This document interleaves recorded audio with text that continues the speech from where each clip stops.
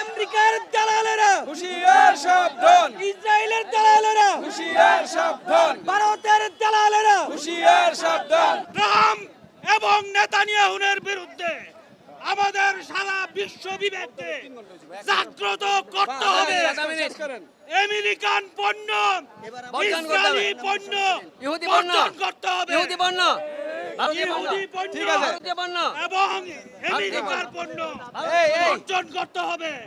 সেই সাথে বাংলাদেশে কাটতি বেড়ে থাকা ইসরায়েল এবং আমেরিকার দালালদেরকেও বয়কট করতে হবে। বাংলাদেশের মানুষের সংখ্যাগরিষ্ঠ মানুষ মুসলমান, এইটা আমাদের প্রত্যেকটা কাজে আমাদের প্রমাণ করতে হবে।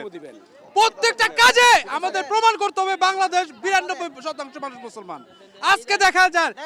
আজকে দেখেন সমস্ত জায়গার ভিতরে মুসলমানদের কোনো বিবেচনা করা হয় না, এটা অত্যন্ত দুঃখজনক। আর আরেকটা কথা হইলো, বাংলাদেশের ভূখণ্ড 1947 সালে হয়েছে মুসলমানদের সংখ্যাগরিষ্ঠতার ভিতরে। মুসলমানদের সংখ্যাগরিষ্ঠতার কারণে বাংলাদেশের ভূখণ্ড করা হয়েছে। যদি মুসলিম সংখ্যাগরিষ্ঠ বিবেচনা না হইতো